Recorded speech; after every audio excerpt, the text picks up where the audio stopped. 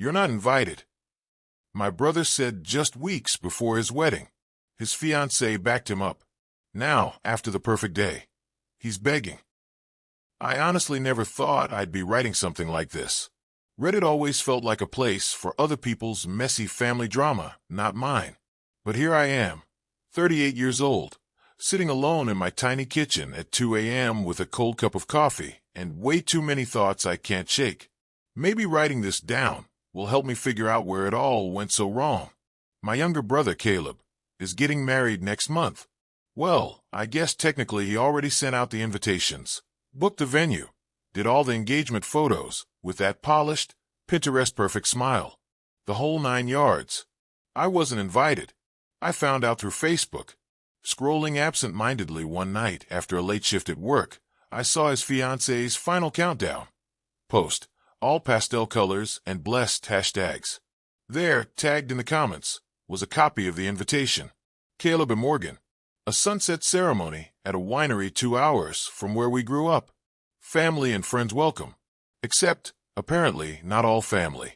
At first, I thought it was a mistake. Maybe my invite got lost. Maybe it was sitting at the bottom of a mail bin somewhere, crushed under grocery store flyers and local election brochures. I gave it a couple of days. Tried to tell myself I was overreacting. Surely Caleb would call, or text at least. Surely. He didn't. I'll be honest, Caleb and I haven't been close in the last few years.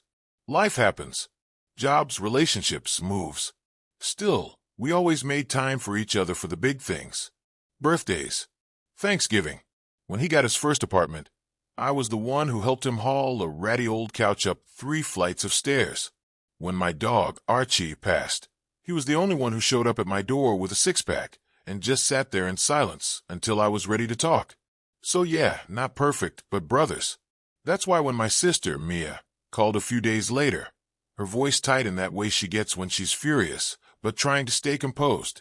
It didn't even fully register. "Did you know Caleb's not inviting you?" she said, skipping any pleasantries. Wait, what? I remember blinking at my laptop screen, still showing Morgan's smiling face with a glass of wine in her hand. "Yeah," Mia said, her voice shaking. "He told Mom and Dad that it would be too complicated if you came." Complicated how? Silence. "Mia, look," she said finally. "I shouldn't be the one telling you this. Just call him." I didn't. I couldn't. Something heavy settled in my chest, and it's been there ever since. Mom tried to play peacemaker when I went over for Sunday dinner that week. Sunday dinner is still a big deal in our family, like it was when we were kids. Roast chicken, green beans with slivered almonds, mashed potatoes, comfort food with the subtle tension of adults trying not to air their grievances. "Maybe it's just the stress," Mom said, scooping mashed potatoes onto my plate like carbs could fix betrayal. Weddings bring out the worst in people sometimes. Dad didn't say much, just stabbed at his chicken with more force than necessary. Mia, sitting across from me, mouthed, "Call him," when Mom wasn't looking. But here's the thing. It shouldn't have to be me chasing after him to ask why my own brother doesn't want me there. If he had a problem, shouldn't he have picked up the phone? Instead, I spent the next week watching updates roll in. Mia texting screenshots from Morgan's Instagram stories. Wedding dress fittings. Groomsmen tuxedo appointments. Engagement party highlights. Caleb laughing with Morgan's brothers. Caleb high-fiving some of his old college buddies. Caleb posing with a glass of champagne. A big, toothy grin plastered across his face. It felt like getting sucker punched every time. And then came the worst part, the family group text. "Mom, big weekend ahead. Can't wait to celebrate our Caleb and Morgan." Mia so excited. Followed by about 12 heart emojis. "Dad, proud of you, son." Me. Nothing. I didn't reply. I couldn't. It was like they all agreed to pretend I didn't exist. Or at least, not when it was inconvenient. That night, lying awake in bed, I thought about all the times I covered for Caleb when we were kids. When he broke Mom's favorite vase, I said it was me. When he wrecked Dad's old pickup truck, sneaking out to meet a girl, I swore I'd taken it without asking. I thought that's what brothers did. Cover each other. Protect each other. Apparently, I was wrong. You'd think that would be the end of it. that I'd just quietly step back, let him have his perfect wedding without my inconvenient presence. But life, as I'm learning the hard way, has a twisted sense of humor. Because 2 days ago, Caleb called, the first time in almost 6 months, and what he said flipped everything upside down. Title: My brother didn't invite me to his wedding because of his fiancée. Now he says it was a mistake. When Caleb's name flashed across my phone screen, I just stared at it. Part of me wanted to let it ring out. Another part of me, the part that still remembered sneaking comic books under the covers with a flashlight or building pillow forts in the living room, answered. "Hey," I said, trying for casual. There was a pause on the other end, like he was surprised I'd picked up. "Hey," Caleb echoed. His voice sounded strained, not the cocky, confident tone I'd seen all over social media lately. "What's up?" Another pause. Longer this time. "Listen, He trailed off, cleared his throat. "I think we should talk." "About what?" I kept my tone even, but my heart was hammering. "About the wedding," he said. "And everything." I wanted to say, "Yeah, no kidding." But I bit my tongue. "I'm free tonight," I said instead. "Want to meet somewhere?" He agreed, and we settled on an old diner halfway between our apartments. Neutral ground. I spent the next 2 hours pacing, debating whether to even go. But curiosity, or maybe hope, won out. The diner was nearly empty when I arrived. Just a few tired-looking truckers nursing mugs of black coffee, and a waitress wiping down the counter with slow, bored strokes. Caleb was already there, sitting in a corner booth. He looked different, older somehow. The circles under his eyes were darker than I remembered, and his hair, usually perfectly styled, was sticking up at odd angles, like he'd been running his hands through it all day.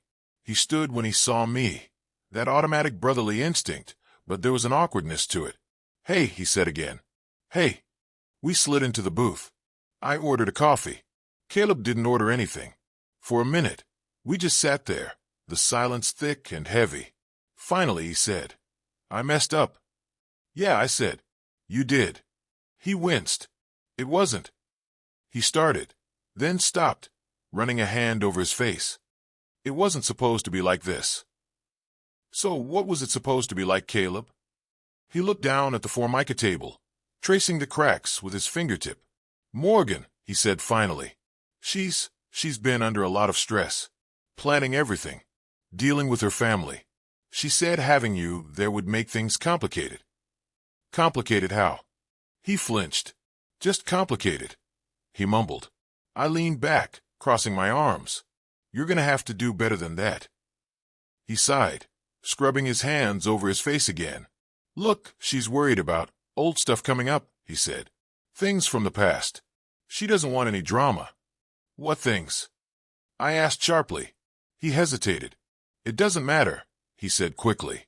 "The point is, I should have handled it differently. I shouldn't have let her talk me into." He trailed off. "Into what?" "Pretending I don't exist." He winced again. "I thought maybe if I just kept my head down, it would blow over," he said. "I thought you'd understand." I laughed. A short, bitter sound that made the truckers glance over. "Understand what, Caleb? That you'd rather appease your fiancée than stand up for your own brother?" He didn't answer.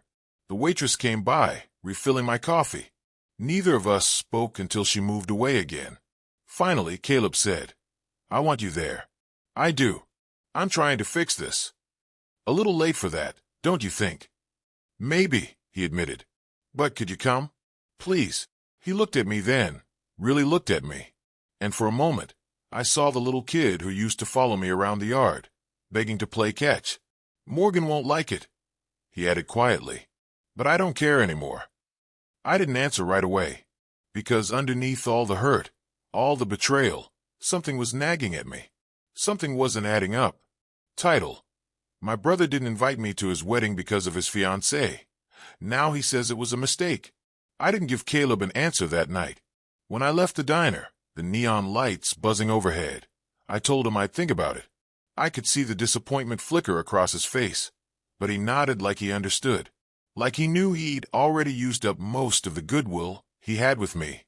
The drive home was a blur.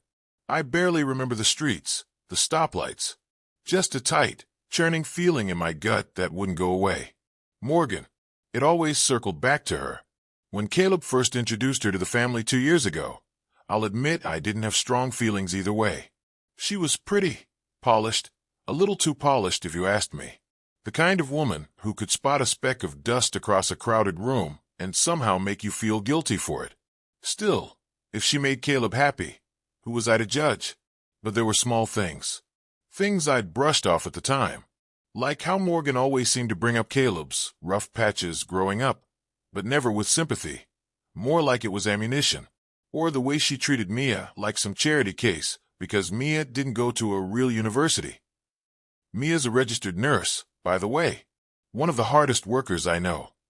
Or how she always called our parents by their first names. Never Mr. and Mrs. Or even Mom and Dad, once the engagement was announced. Like she was keeping a calculated distance. I told myself it was none of my business. Caleb was an adult. He could handle his own relationships. Now I wasn't so sure. The next day, Mia called. "Did he talk to you?" she asked without preamble. "Yeah," I said. "Last night. And he said he wants me there now." There was a pause. Just like that. Not exactly. I filled her in on the diner conversation, leaving out the parts that hurt the most. "Huh," Mia said when I finished. "Well, that's something, I guess." "You don't sound convinced." She hesitated. "I don't trust Morgan," Mia said bluntly. "And honestly, I'm not sure Caleb's thinking straight." "Yeah," I said. "I'm starting to get that impression." Mia lowered her voice, even though she was alone. "There's stuff you don't know." "Like what?" Another hesitation. "I can't, not over the phone." "Come over tomorrow." "Sure." When I hung up, the unease had only grown. The next evening, I drove over to Mia's house. She lived about 20 minutes away in a cozy little 2-bedroom she'd bought last year, complete with a white picket fence and a stubborn beagle named Max who hated everyone except her. Mia met me at the door, ushering me inside with a worried look. "Tea or beer?" she asked. "Beer. Definitely beer." She handed me a bottle, and we sat at her tiny kitchen table, Max snuffling suspiciously at my feet. "Okay," Mia said.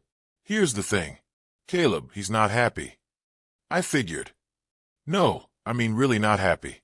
Like, second-guessing everything, kind of not happy. I leaned forward. "Why?" Mia fiddled with her beer label, picking at it. "You know how Morgan's family is loaded, right?" "Yeah. Big house in the suburbs. Country club memberships. The works." "Exactly. Well, apparently there's some kind of," she made air quotes, "expectations."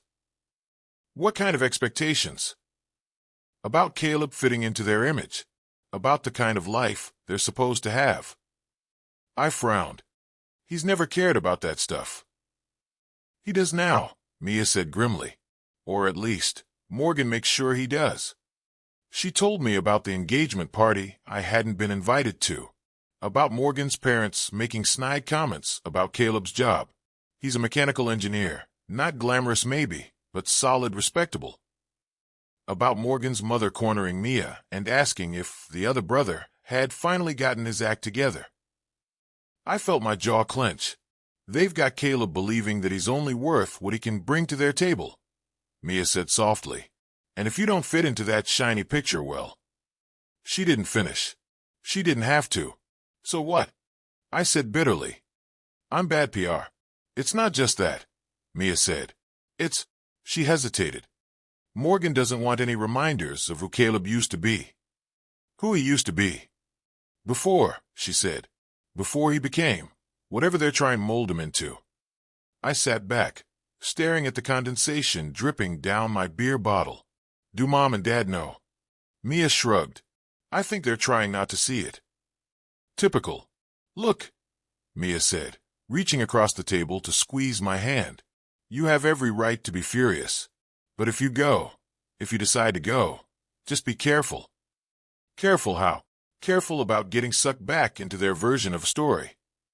I nodded slowly, because deep down, I knew she was right. And deep down, I knew something was still missing from all of this. Something no one was saying yet. Title. My brother didn't invite me to his wedding because of his fiancée. Now he says it was a mistake.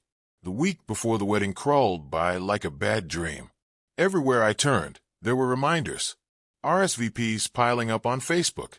Photos of the rehearsal dinner. Group texts exploding with logistics about carpools and hotel rooms. Mia kept me updated with short, clipped messages. Mom found a navy blue dress. Dad's writing a speech. Morgan's sister is throwing some kind of spa day for the bridesmaids.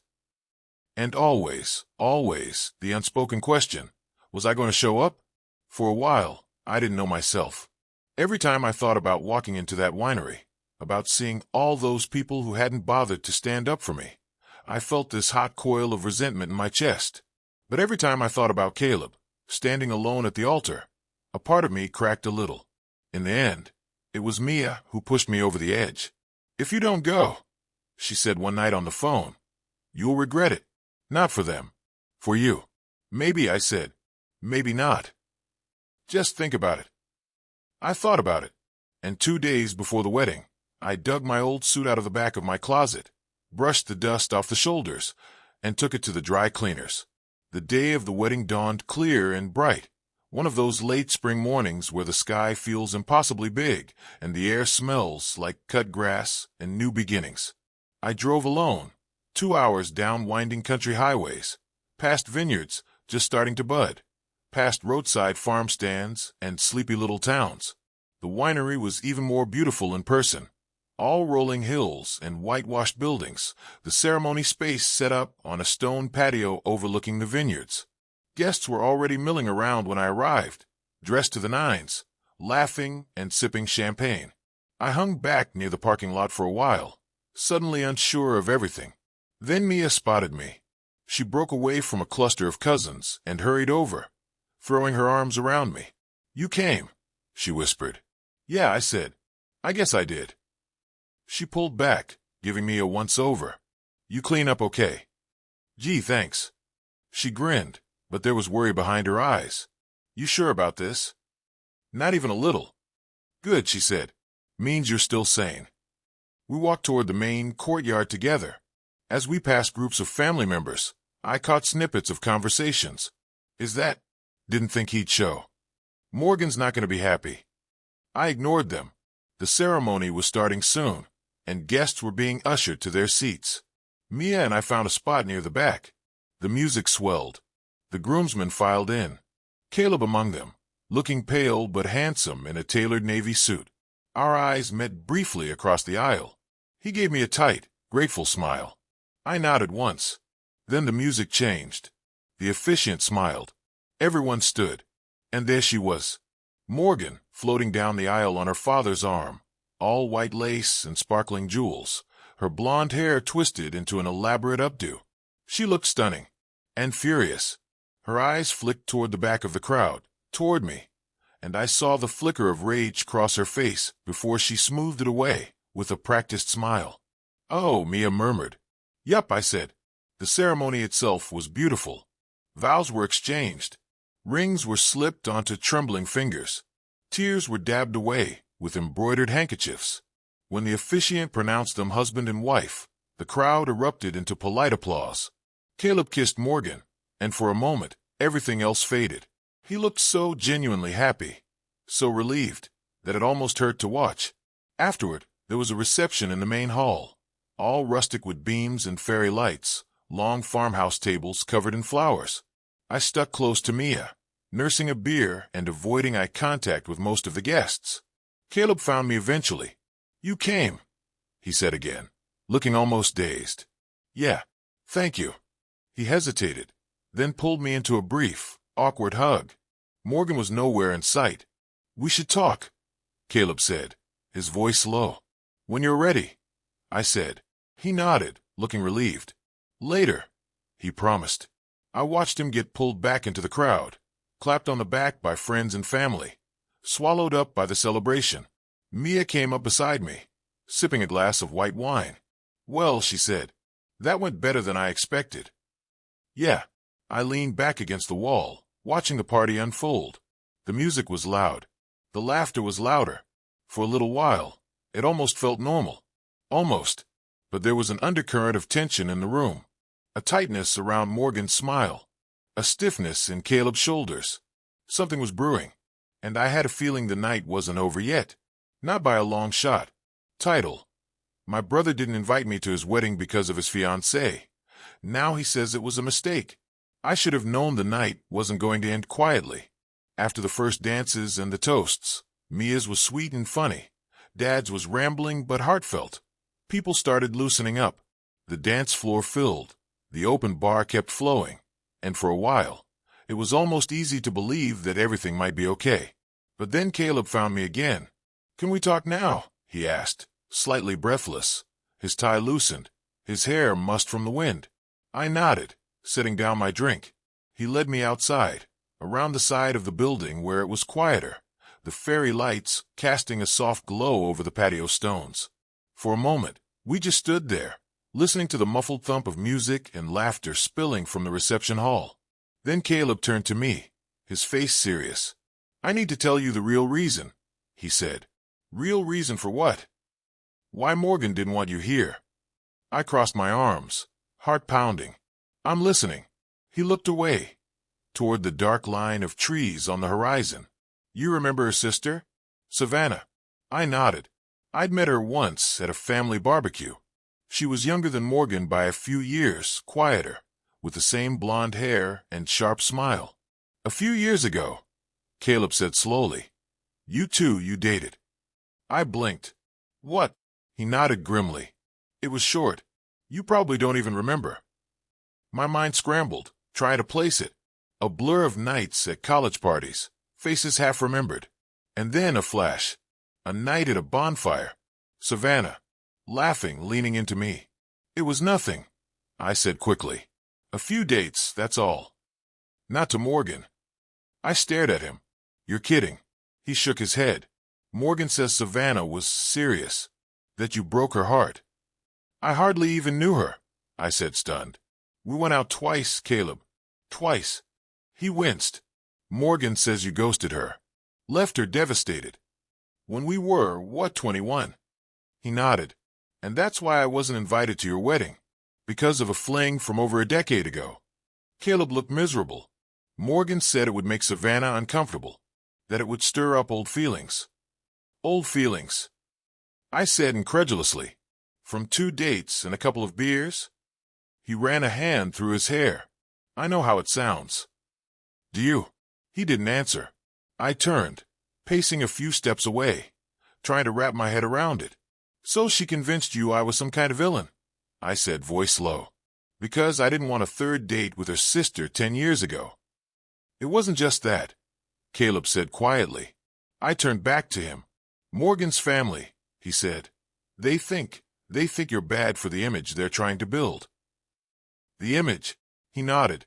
"She wants everything perfect. No messy history. No reminders that not everything has been picture perfect." I stared at him, realization dawning. "You mean no reminders that you're not perfect?" I said. He flinched. "She didn't just want me out because of Savannah," I said. "She wanted me out because I know you. The real you." Caleb's face crumpled. "I didn't want it to be this way," he said hoarsely. I thought if I kept my head down, maybe it would all work out." I took a deep breath, feeling something inside me settle. "You can't build a marriage on pretending," I said. "It catches up to you." He nodded, looking utterly defeated. "I'm sorry," he said. "I'm so damn sorry." I believed him. But sorry didn't change what had happened. Behind us, the music swelled again. Inside, the party raged on. But out here, under the stars, something between us had shifted, cracked in a way that I wasn't sure could ever fully be repaired. Title: My brother didn't invite me to his wedding because of his fiancée. Now he says it was a mistake. We stood there for a long time after Caleb's apology, neither of us really knowing what to say next. The weight of it hung in the cool night air, heavier than anything we'd ever shared before. For a while, the silence wasn't uncomfortable. It was necessary, like a wound that needed to be exposed to the air before it could even begin to heal. Finally, I broke it. "You know," I said. "I don't even blame Morgan. Not really." Caleb frowned. "You don't?" I shook my head. "People like her, they do what they do. protect their image, control the narrative. It's just who they are. He looked confused, almost hopeful. But you, I said, my voice steady but soft. I expected more from you. He sagged like I'd punched him. But he didn't argue. He didn't defend himself. Maybe for the first time. He knew there was no point. You let her tell you who to love, I said. Who to cut out. Caleb swallowed hard, blinking fast. I know, he rasped. A door slammed somewhere inside, the noise carrying across the patio. We both jumped a little. You should get back, I said. They're probably looking for you.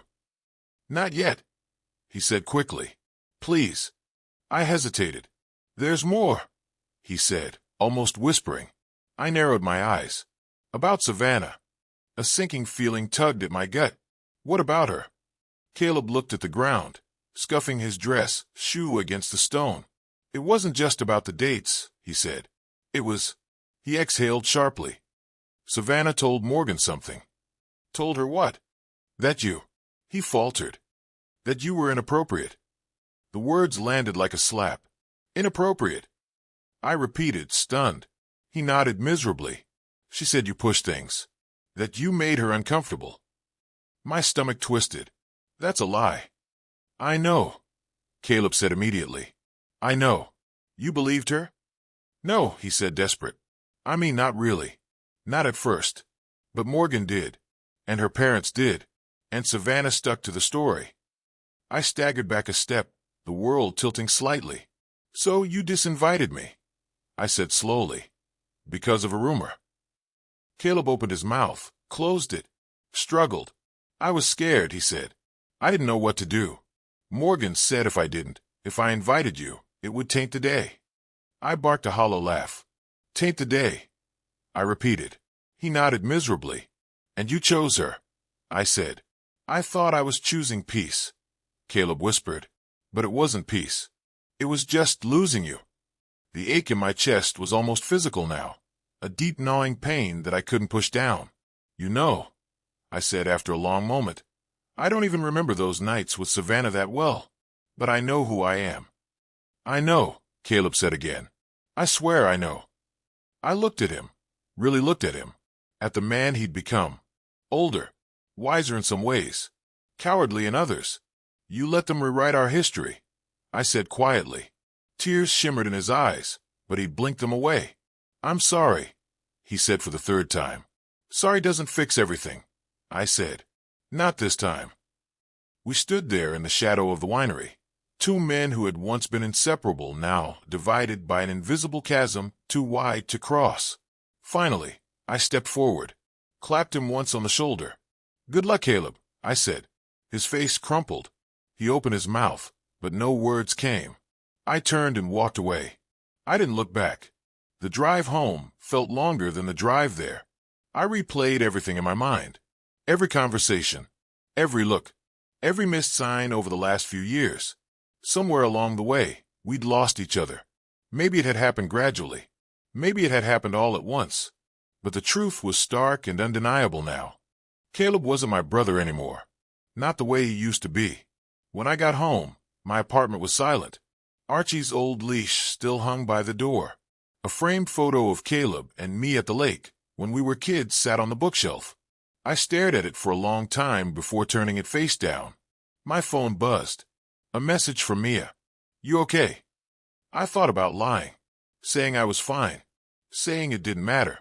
Instead, I typed, not really. Her reply came almost instantly. You want to come over? Max misses you. I smiled, the first real smile I'd managed in days. Yeah, I wrote. Be there in 20. At Mia's, she didn't ask for details. She just handed me a beer, threw a blanket over my lap, and put on some stupid reality show where people build tiny houses out of shipping containers. Max curled up next to me, snuffling and snoring. For the first time in weeks, I felt a tiny flicker of peace. Family, I realized, isn't about blood. It's about who shows up, who stays, who sees you at your lowest and doesn't flinch. Caleb had chosen another path, and maybe one day he'd regret it. Maybe one day he'd reach out again, with more than an apology whispered under the stars. Maybe. But I wasn't waiting around for that day. I had a life to live. I had people who loved me, truly loved me, without conditions or expectations. And for the first time in a long time, that felt like enough. A few weeks later, a letter arrived. Thick, expensive paper. Morgan's handwriting on the front. I almost didn't open it, but curiosity got the better of me. Inside was a formal announcement. Mr. and Mrs. Caleb and Morgan Whitmore invite you to join them in celebrating their marriage at a second reception to be held at Morgan's family estate. I stared at it for a long time, marveling. Even now, they were rewriting the narrative, polishing the story until it gleamed.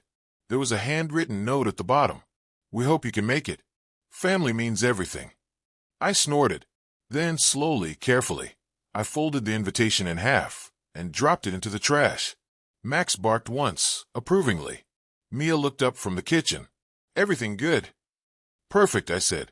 And for the first time, I meant it.